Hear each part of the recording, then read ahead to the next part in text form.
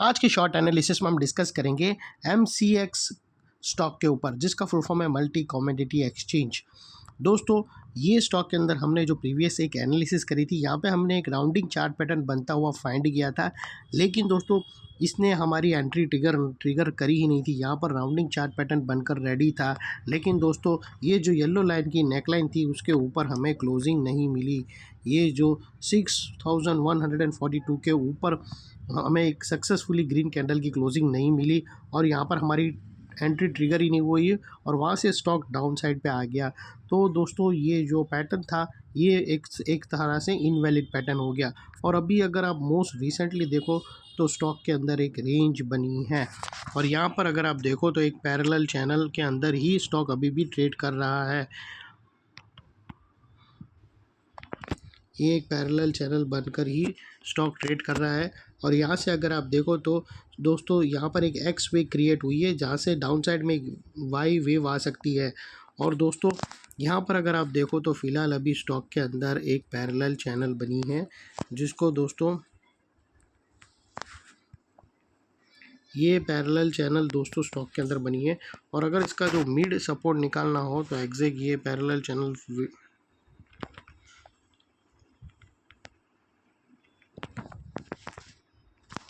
दोस्तों अभी एक फ्लैट पैरेलल चैनल जो राउंडिंग बॉटम थी उसने ब्रेकआउट ही नहीं करी, तो वो पैटर्न ही इनवैलिड हो गई, एंट्री हमारी ट्रिगर ही नहीं हुई।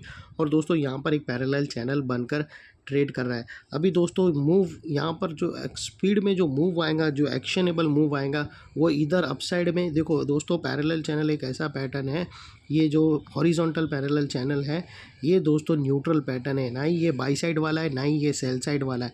कुछ ऐसे पैटर्न होते हैं जो सिर्फ बाई साइड पे वर्क करते हैं, कुछ ऐसे पैटर्न होते हैं जो सिर्फ सेल साइड पे वर्क करते हैं। मसलन के तौर पे एग्जांपल के तौर पे हेड एंड शोल्डर पैटर्न देखो तो वो डाउन साइड की पैटर्न है, इन्वर्टेड हेड एंड शोल्डर बोलो तो वो बाई साइड की पैटर्न है, कप एंड हैंडल पैटर्न बोलो तो वो बाई साइड की पैटर्न है, inverted cup and handle pattern बोलो तो डाउन साइड की पैटर्न है, triangular ascending triangular chart pattern बोलो तो वो बाई साइड की डिसेंडिंग ट्राइंगुलर। तो हर एक चार्ट पैटर्न का दोस्तों बोलने का मतलब ये है कि उसका एक काम है, या बाई साइड के तरफ अगर वो बनेगी तो हमें क्लियर पता चल जाता है कि बाई साइड ही निकलेगा, ऊपर ही जाएगा। अगर नेगेटिव बन रहा है तो हमको पता चलता है कि ये नीचे ही जाएगा। लेकिन कुछ ऐसे पैटर्न है दोस्तों जो दोनों तरफ ब्रेक कर सकते हैं। तो यहाँ पर अगर आप देखो तो ये पैरेलल चैनल है जो इधर साइड ब्रेक कर सकती है, अप साइड में भी डाउन साइड में भी।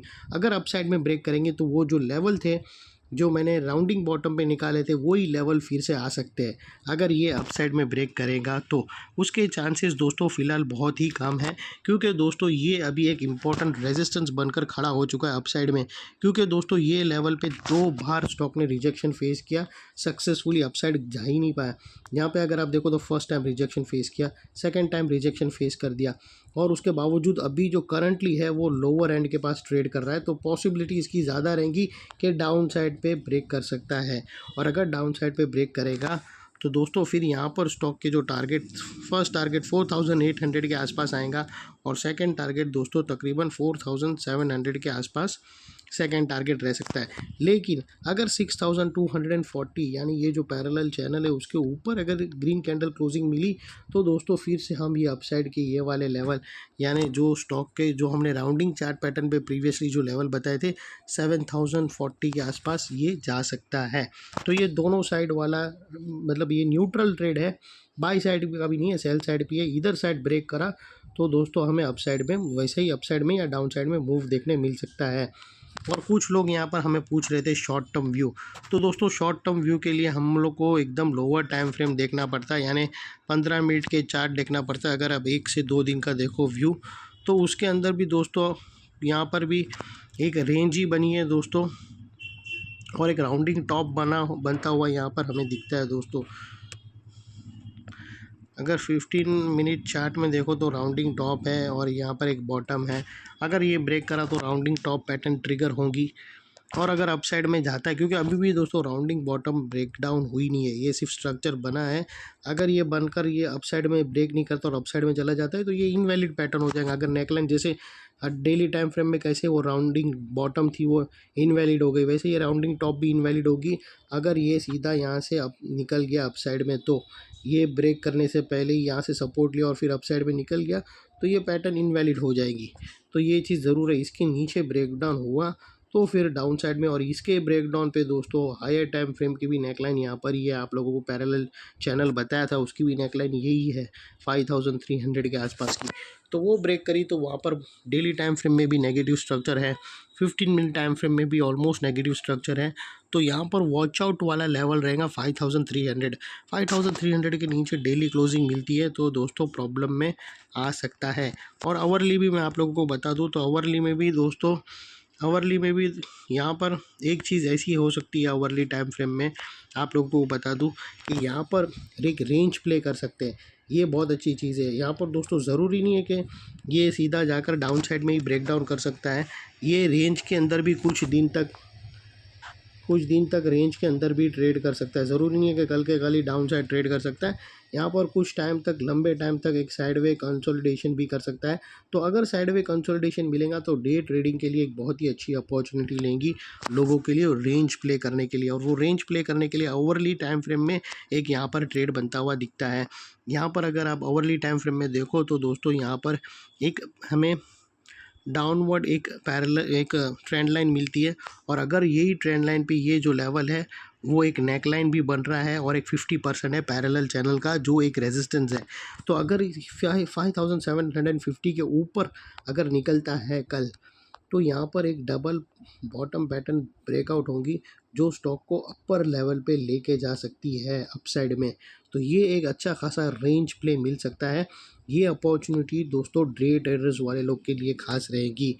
तो लेकिन उसके लिए यहाँ पर एक ये जो अपसाइड डाउन साइड में जो ट्रेंड लाइन आ रही है उसको ब्रेक करना ज़रूरी है, और साथों साथ ये जो पैरेलल चैनल का जो मिड लाइन है वो एक इम्पॉर्टेंट रेजिस्टेंस है, साथों साथ वहाँ पर एक डबल बॉटम की नेकलाइन भी बन रही है।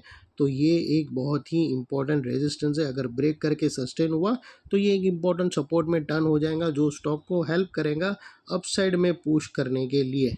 तो दोस्तों यहाँ पर एक रेंज प्ले भी बनता है अगर आप देखो, लेकिन उसके लिए बाउंस चाहिए और क्लोजिंग चाहिए। सीधा जाकर बाई मत कर लेना अनलेस एंड अनटिल ये जो 5750 येलो लाइन दिख रही है आपको, जब तक इसके ऊपर क्लोजिंग ना मिले तब तक दोस्तों यहाँ पर बाय करना बेकार है, स्नैप ट्रैप में फंस सकते हो। क्योंकि अगर आपने यहाँ वापस रिजेक्शन फेस करके नीचे आके ब्रेक कर दिया तो प्रॉब्लम हो जाएगी। बाई ओनली करना जब ये जो मिड चैनल है पैरेलल चैनल की जो एक रेजिस्टेंस है वो सपोर्ट में टर्न हो जाएंगी, उसके ऊपर क्लोजिंग मिलेंगी तो एक अपसाइड मूव यहाँ पर डेली टाइम फ्रेम के अकॉर्डिंग अपसाइड में आपको इनसाइड रेंज प्ले करने मिल सकता है। तो यहाँ पर दो अपॉर्चुनिटी मिलती है दोस्तों, पहले तो एक रेंज ट्रेडिंग की इनसाइड पैरेलल चैनल के अंदर, और सेकेंडली इधर साइड ब्रेक करने का भी आपको अपॉर्चुनिटी मिल सकती है। अप साइड में ब्रेक किया तो बाई साइड की अपॉर्चुनिटी मिलेंगी, पैरेलल चैनल डाउन साइड में ब्रेक डाउन करी तो शॉर्ट सेलर लोगों को अपॉर्चुनिटी मिलेंगी, और इनसाइड में आप लोगों को बताया एक डबल बॉटम बन रही है, साथों साथ उसकी नेकलाइन एक बड़े पैरेलल चैनल की 50% भी है, तो वहाँ पर ब्रेकआउट अच्छा भी वहाँ पर मिल सकता है। तो दोस्तों ये थी MCX के ऊपर हमारी एनालिसिस फ्रेंड्स। ये सारी एनालिसिस प्योरली एजुकेशन पर्पस के लिए है, यहाँ पर कोई भी हमारी बाय सेल होल्ड रिकमेंडेशन बिल्कुल भी नहीं है दोस्तों। एनालिसिस अच्छी लगे तो प्लीज़ चैनल को लाइक शेयर सब्सक्राइब ज़रूर करना। थैंक यू, जय हिंद।